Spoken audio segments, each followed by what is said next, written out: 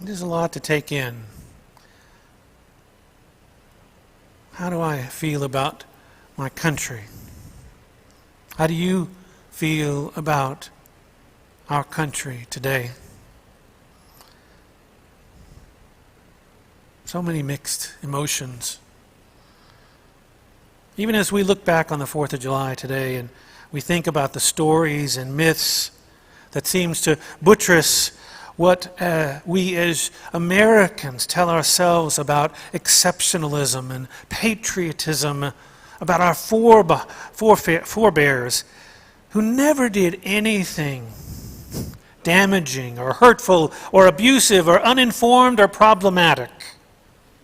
Forebears who never lied, never supported slavery. Were you taught that Columbus discovered America? Or about Paul Revere's Midnight Ride? Or how the Declaration of Independence was signed on the July 4th? Or how Betsy Ross designed and sewed the first American flag? Or that our American forebears were all Christian? Or that the Battle of the Alamo was fought to keep Americans free?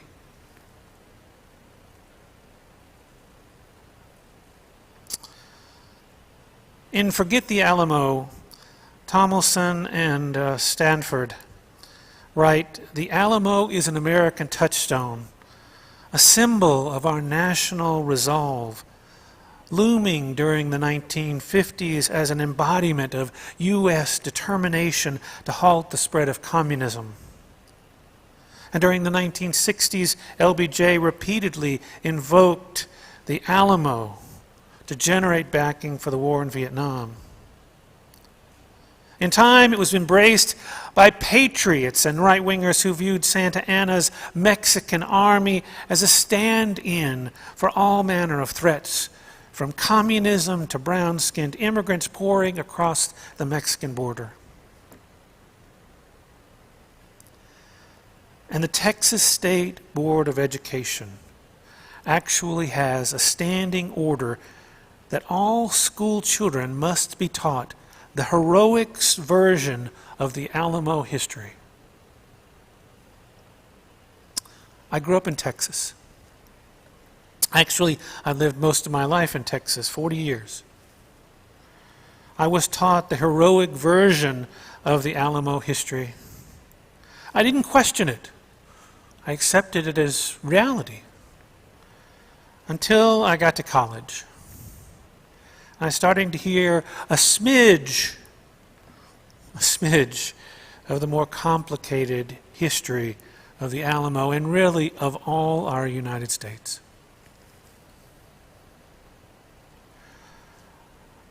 Being exposed to this new information happened around the time I started attending First Jefferson Unitarian Universalist Church. In my new Unitarian Universalist congregation, I was encouraged to question, to doubt, to not accept truth just because somebody told me or I read it in a book. Nowadays, I might say not to accept truth just because you saw it on the internet. The members of my Unitarian Universalist church encouraged me to study, to consider truth by looking deeply within myself and by seeking trusted sources for cultural context, for more in-depth information, and for varying perspectives on any issue, historical or not. It was then I began to be encouraged in my support and supported in my responsible search for truth and meaning. One of our core principles. We're all on that search for truth and meaning. And even as I started my spiritual journey in Unitarian Universalism, I have to admit, I didn't immediately embrace the complicated history of Texas or the United States. I guess I was so enamored with being a citizen of the United States, proud of this experiment in democracy, the three branches of government, the free speech, the freedom of religion, and our high standard of living. There was so much to be thankful for living in this country. At least for me, a white, cisgender, heterosexual male. And I have to admit, I didn't put much energy into looking at how complicated our forebears or our country's history actually was. And anytime I did, I have to admit that it made me feel a little uncomfortable. After all, it was working for me. Why should I spend time looking at it too closely?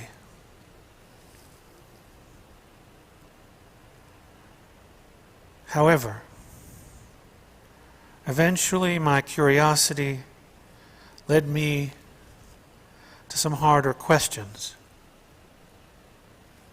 And one domino fell after another and another in my quest for truth and knowledge.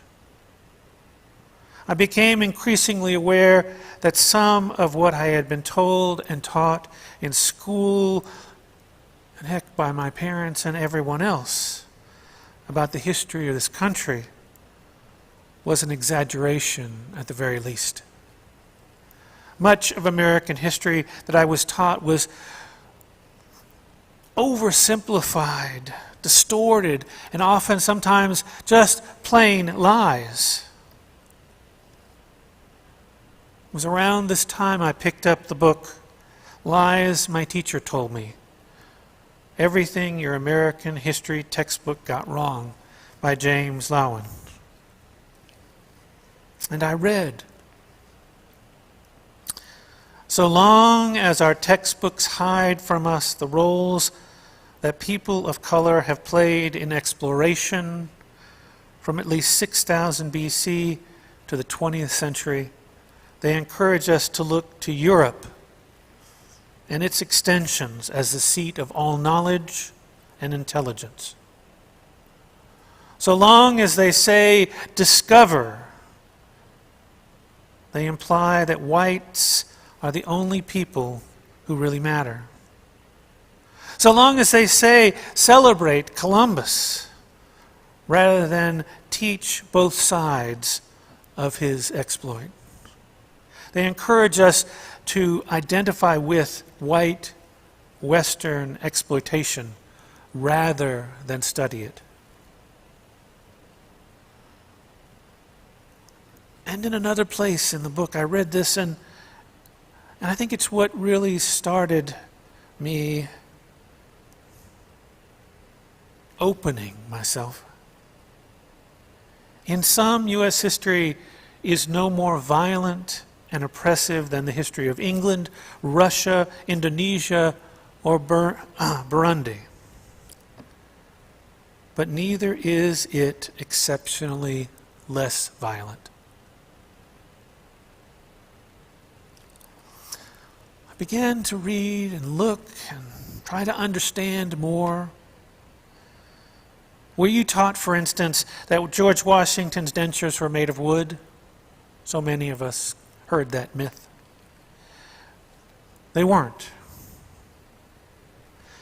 Washington bought teeth from enslaved people to make his dentures.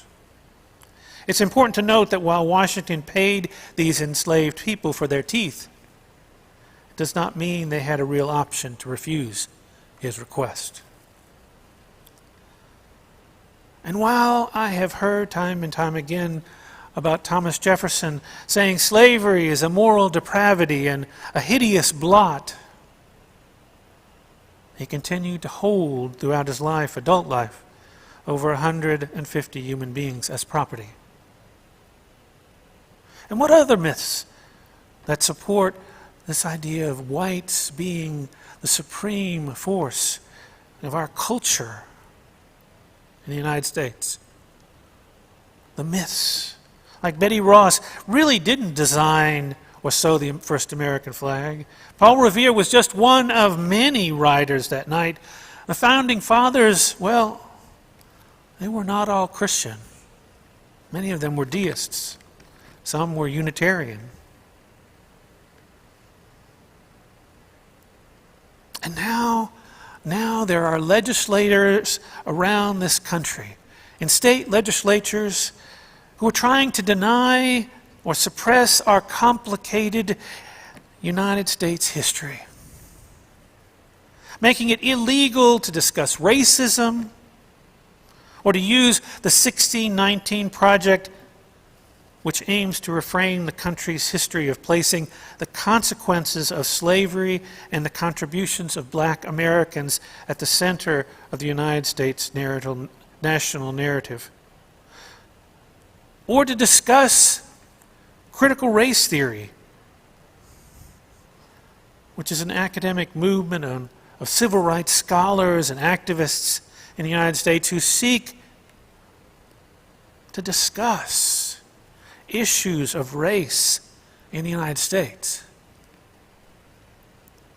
These are being kept from our classrooms because some think it makes the United States look bad. Or others just don't want to deal with the complications or the violence or the racism that has been part of our history.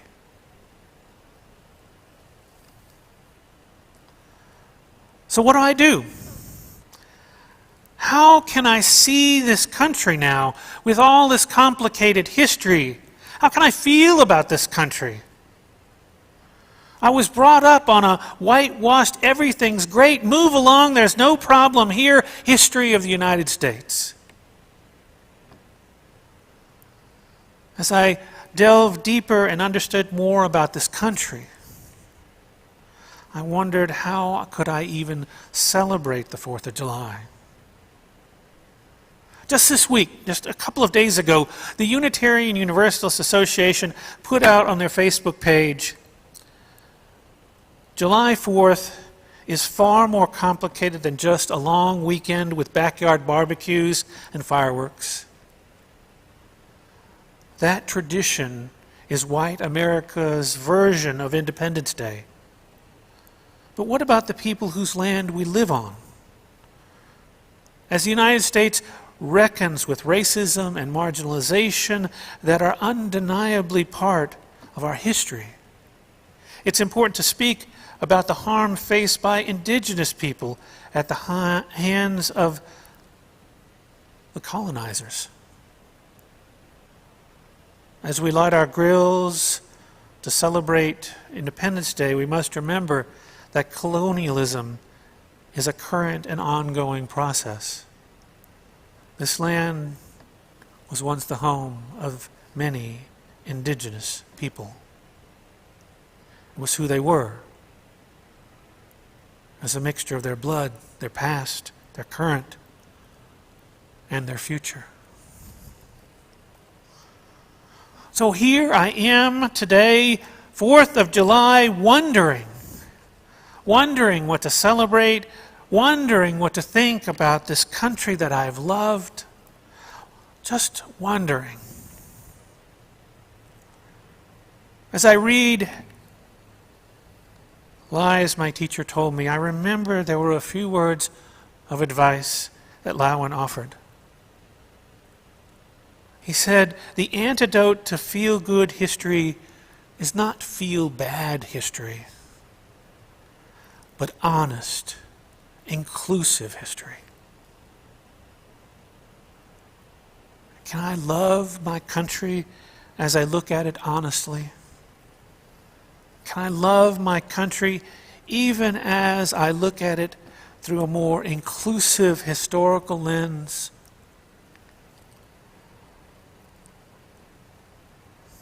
Can I love my country as people in power try to suppress an honest and inclusive history?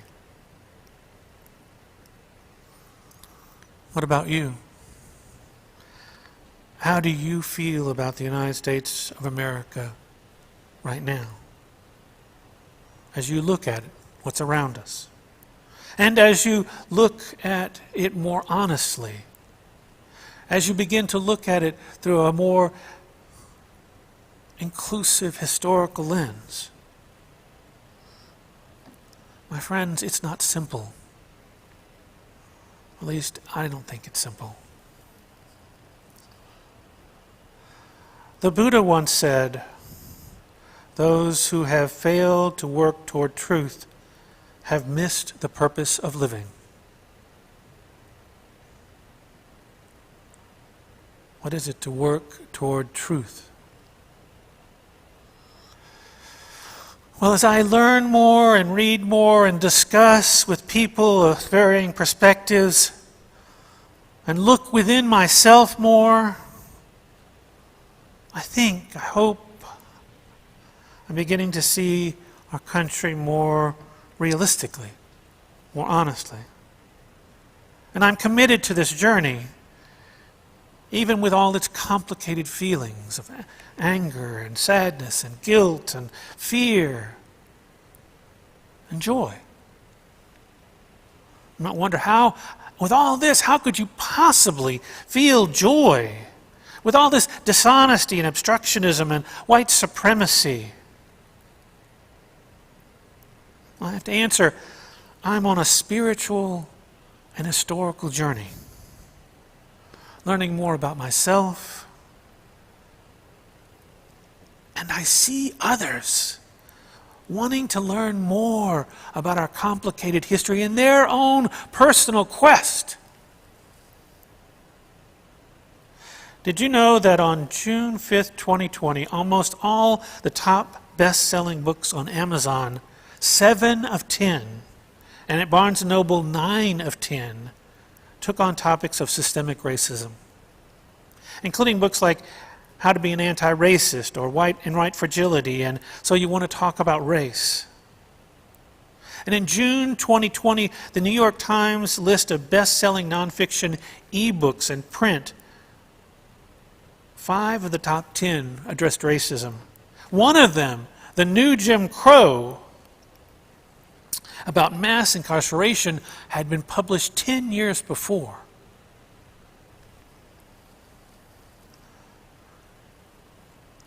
I don't know, not all of you have been here before today, but I'll tell you, we have a Decentering Whiteness book club. And we're beginning to read some of these books. And it's on Zoom, and anybody's welcome. During our most recent class, or book study actually, a young man from another state called into our Zoom. He said he was a moderate. I think he was talking politically and socially. He said he wasn't right-wing or left-wing. Yet as he spoke, he talked about how he felt all this diversity and inclusivity was being shoved down people's throats, and he didn't believe it was right. He said he'd read White Fragility and How to Be an Anti-Racist and other books about racism, and just didn't believe the premises they were putting forward. He felt that a good Christian value of treating others as you would like to be treated would stop all this divisiveness.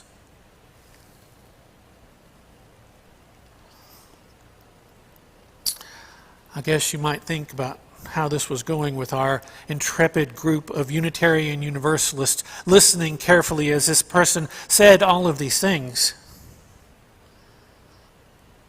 But we listened. We listened respectfully, and we offered our own views and thoughts. We didn't try to convince him. I think we planted some seeds that there are other ways that white people might see racism, white supremacy, and how it's deeply entrenched in our culture. We talked about, our Unitarian Universalist group, we talked about how taking away rights and privileges from people of color negatively impacts all of us.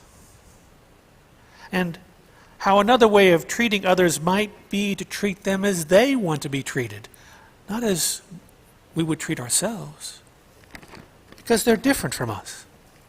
And this young man felt that would be too difficult to do because he didn't know them. I wondered if he got to know them, perhaps that would change. He talked about feeling attacked by other groups as he tried to talk about his as he tried to talk with them about anti-racism. But on our book study, as we listened, no one got angry at him, though I saw a few people shake their heads a couple of times. We let the young man know that despite our differences, he was welcome to join us in our book study. And we would listen to him with respect and care, that we wanted to talk about it. And I felt joy about that. I still feel joy about that. I and those Unitarian Universalists on this Zoom book study were making progress on our own personal, spiritual, and historical journey, learning more about ourselves, learning more about racism, learning more about white supremacy, and learning more about how to engage with people who have very different views about the very difficult issue of racism in America. Perhaps that's what I can celebrate on this 4th of July. I do still love this experiment in democracy. But my heart has been hurt. I do want to celebrate. And I think what I'll celebrate this time is that so many people in this country are reading, learning, discussing, maybe making a little progress toward understanding that racism is deeply entrenched in our culture. It has deeply influenced our laws and policies, how we treat one another. While we're all in different places on the spectrum of understanding, more people are engaging in conversations about race than ever before. That's something to celebrate. More books on racism and its history in the United States are being written and read than ever before. Yes, I know there are people out there trying to hold on to remember the Alamo and be a patriot, meaning whitewash history. But today I rejoice in our progress, not perfection. I want to love our country because of its diversity and the willingness of more people in our country to stretch themselves, to stretch their worldview. Yes, there is work to be done, and I, for one, will keep doing it, reading, learning, advocating. But today, I think we should all celebrate, to see and feel progress. And maybe this celebration can be our prayer. Amen.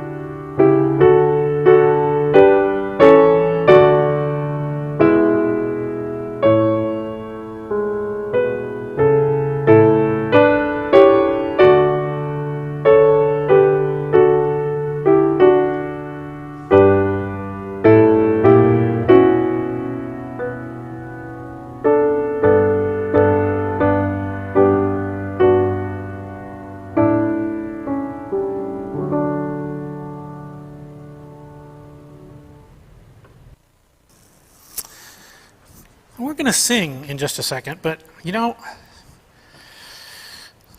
into this history thing, and I really think it's important for us to understand before we sing a song what its context is, what its meaning is, or what its meaning has been.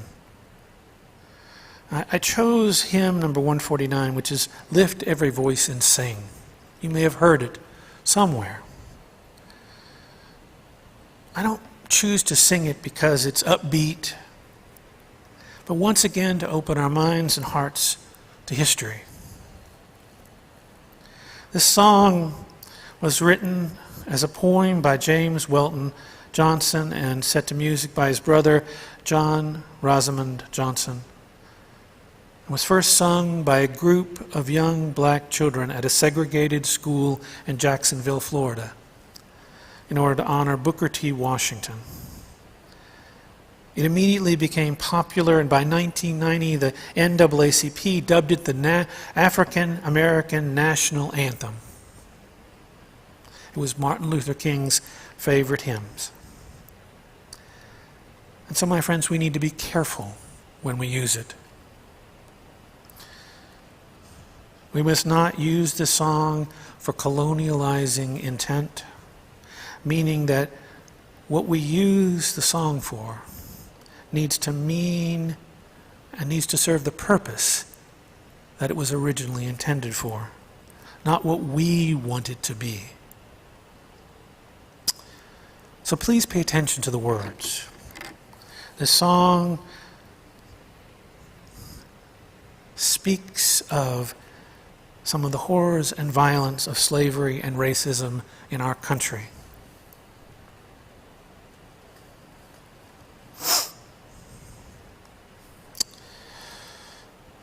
But I'm not asking you to sing this song or think about this song to feel bad. Remember, my friends, the antidote to feel good history is not feel bad history, but honest and inclusive history.